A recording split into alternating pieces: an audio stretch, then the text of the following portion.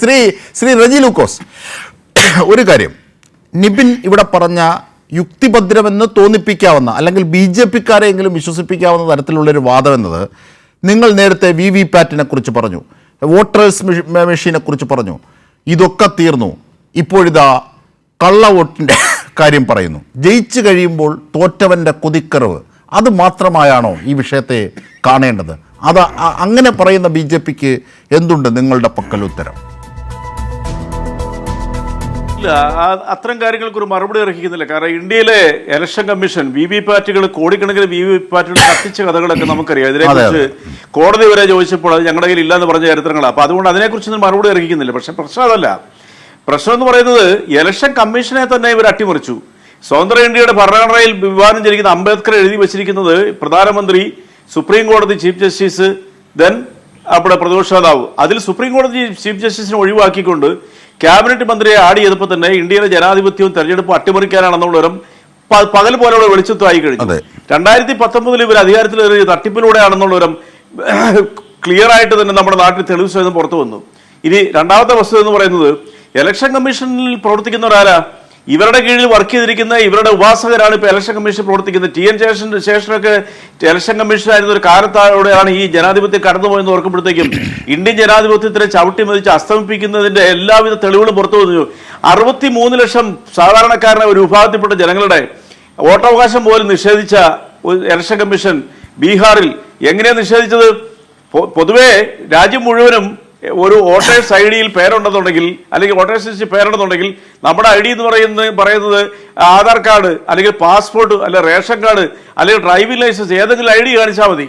ഇപ്പോൾ പറയുന്നത് ഇതൊന്നും പാടില്ല, ജനറൽ സർട്ടിഫിക്കറ്റ് വേണമെന്ന് പറയുന്നു. എന്നാൽ കേരളത്തിലേക്ക് വരുമ്പോൾ ഇതൊന്നും വേണ്ട, നിങ്ങൾ ഏതെങ്കിലും ID കാണിച്ചാൽ മതി. കാരണം ഇവരുടെ കൃത്രിമത്തിലൂടെ വന്നിരിക്കുന്ന കൂട്ടത്തോടെ തൃശ്ശൂർ പോയി താൽക്കാലികമായിട്ട് എടുത്തിരിക്കുന്ന ഈ കള്ള വോട്ടർമാര് അവർക്ക് വോട്ട് ചെയ്യാൻ വേണ്ടി കേരളത്തിൽ വേറൊരു നിയമം.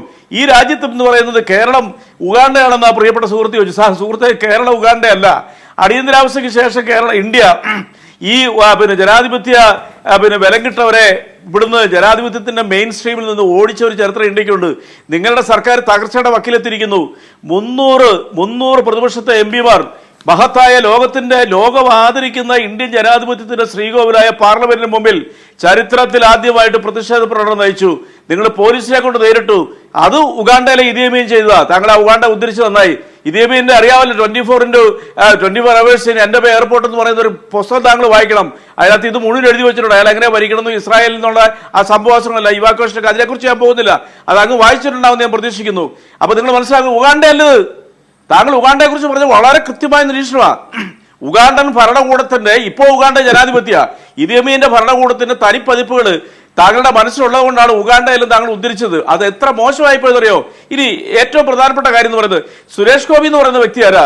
ജനാധിപത്യത്തിന്റെ ശ്രീകോവിലായ പാർലമെന്റിൽ പ്രവേശിച്ചത് ഇതുപോലെയുള്ള തട്ടിപ്പോട്ടുകളുടെ ബലത്തിലാണെന്നുള്ളവരും പകൽ പോലെ പഠിച്ച ക്ലിയർ എവിഡൻസ് പുറത്തു വന്നു.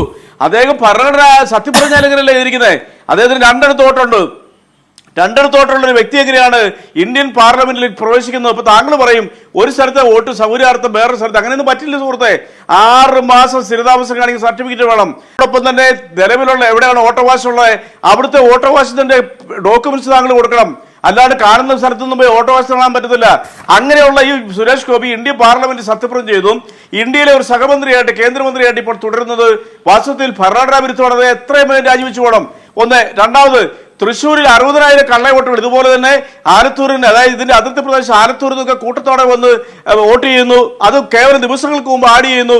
ജില്ലാ കളക്ടർക്ക് പോളിംഗ് സ്റ്റേഷനിൽ വെച്ച് പരാതി കൊടുക്കുമ്പോൾ ജില്ലാ കളക്ടർ പറയുന്നു അവരെ വോട്ട് ചെയ്യാൻ അനുവദിക്കുന്നു പറയുന്നു.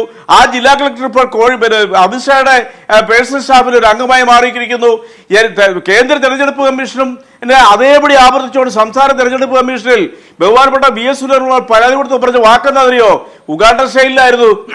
താങ്കൾക്ക് ഉറപ്പുണ്ടോ? ഇല്ലെങ്കിൽ താങ്കൾ ജയിലിലേക്ക് പോകുന്ന പറഞ്ഞേ, ജയിലിലേക്ക് പോകുന്ന വാക്കൊക്കെ ഉപയോഗിക്കുകയാണ് ഒരു തെരഞ്ഞെടുപ്പ് കമ്മീഷൻ.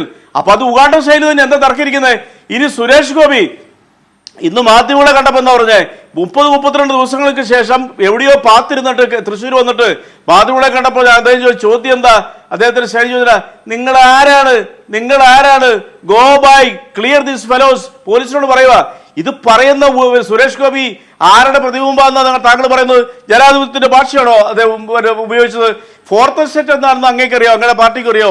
നാലാം തൂണെന്ന് പറയുന്ന മാധ്യമങ്ങൾ പാവം. ആ മാധ്യമങ്ങൾ ഇങ്ങനെ മുമ്പിൽ പോയി മൈക്ക് നീട്ടുമ്പോൾ ഇദ്ദേഹം പറയുന്ന ധിക്കാരങ്ങൾ ആദ്യമല്ല കേരളം കാണുന്നത്. ഇവിടെ നാല് പവൻ ചെമ്പിൽ പൂശി കബളിപ്പിച്ചില്ലേ ഒരു ക്രിസ്ത്യൻ പള്ളിയിൽ കൊണ്ട് കിരീടധാരണ മാതാവിന്റെ അവിടെ കൊണ്ട് വെച്ച് ആ കളിപ്പീര് തന്നെയാണ് ഈ മനുഷ്യൻ ചെയ്തിരിക്കുന്നത്. ഇതൊരു സെൻട്രലൈസ്ഡ് തട്ടിപ്പാ.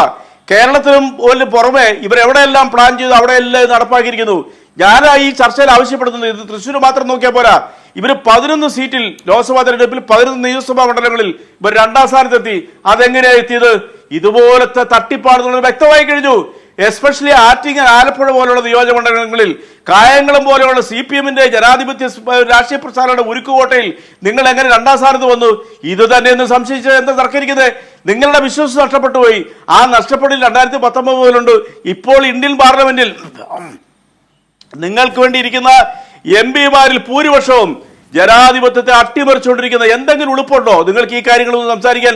താങ്കൾ ഇപ്പോൾ ഇവിടെ വെച്ച് വെല്ലുവിളിച്ചില്ലേ? താങ്കളുടെ വെല്ലുവിളി ആരോടാ വെല്ലുവിളിക്കുന്നത്? ജനാധിപത്യത്തെ അട്ടിമറിച്ച നിങ്ങൾ വെല്ലുവിളിക്കുന്ന ആരോടാ? അതാ ഞാനൊരു ഉദാഹരണം പറഞ്ഞത്. ഇന്ത്യൻ ജനത കഷ്ടപ്പെട്ട് നേടി ലോകത്തിന് മാതൃകയായ മഹാത്മാഗാന്ധിയുടെ നേതൃത്വത്തിൽ നേടിയെടുത്ത ഇന്ത്യയിലെ ജനാധിപത്യത്തെ, സ്വാതന്ത്ര്യത്തെയും പൗരന്റെ വോട്ടവകാശത്തെയും തെരഞ്ഞെടുക്കാനുള്ള അവകാശത്തെയും നിങ്ങൾ അട്ടിമറിച്ചിരിക്കുന്നു, വെല്ലുവിളിച്ചിരിക്കുന്നു. നിങ്ങളുടെ പ്രധാനമന്ത്രി ഭരണകൂടത്തിൽ ഇന്ത്യൻ ജനങ്ങളുടെ മാൻഡേറ്റോടുകൂടെയല്ല ഇന്ത്യ ഭരിക്കുന്നത്. സംശയമുള്ള കാര്യത്തിൽ 300 ഇന്ത്യൻ പാർലമെന്റിലെ അംഗങ്ങൾ ലോക ചരിത്രത്തിൽ ആദ്യമായിട്ട് ഈ മഹത്തായ രാഷ്ട്രത്തിന്റെ പാർലമെന്റ് മുമ്പിൽ പ്രകടനം നയിച്ചപ്പോൾ നിങ്ങൾ പോലീസിനെ വിളിച്ച് വരട്ടിയാൻ പോയില്ലേ?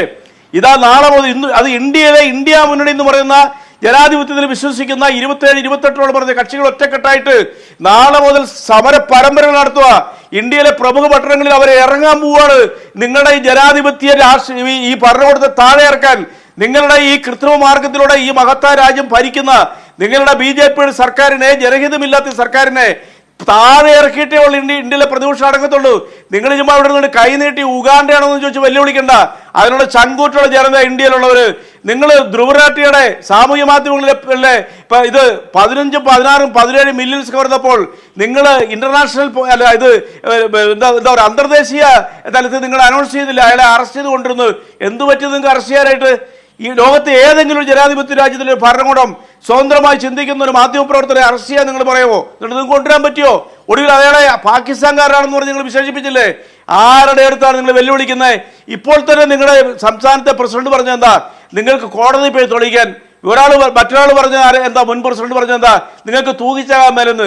ഇവർ രണ്ടുപേരും ഞങ്ങൾ കൃത്രിമ മാർഗത്തിലൂടെ വോട്ടർമാരെ ചേർത്തെന്ന് നിഷേധിച്ചിട്ടില്ല.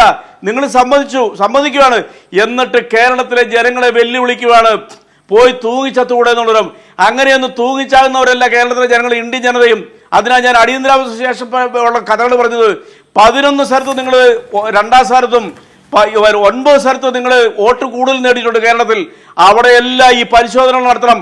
ഇലക്ഷൻ കമ്മീഷൻ അതിന് മോൻ തിരിച്ചിട്ടുണ്ടെങ്കിൽ ആ ഇലക്ഷൻ കമ്മീഷനെതിരെ പോലും ഈ കേരളത്തിലെ ജനങ്ങളും ഈ രാജ്യത്തെ ജനങ്ങളും കൂട്ടമായിട്ട് ബ്രിട്ടീഷുകാരനെ നേരിടുന്നവരും ജനാധിപത്യത്തിൽ ആരുടെ വായടയ്ക്കാൻ നിങ്ങൾ നോക്കണ്ട. മോശമായ വാക്കുപ്രയോഗം ഭരണഘടനാ സ്ഥാപനങ്ങളെ അധിക്ഷേപിക്കുന്നവർക്കെതിരെ നിങ്ങൾ നടപടി സ്വീകരിക്കൂ. പക്ഷെ ജനാധിപത്യപരമായിട്ട് ചെയ്ത തെറ്റിനെ വിമർശിക്കാൻ പാടില്ല നിങ്ങൾ പറയുന്നത്. നിങ്ങളുടെ ജനാധിപത്യ ബോധ്യമില്ലാത്തതുകൊണ്ടാണ്.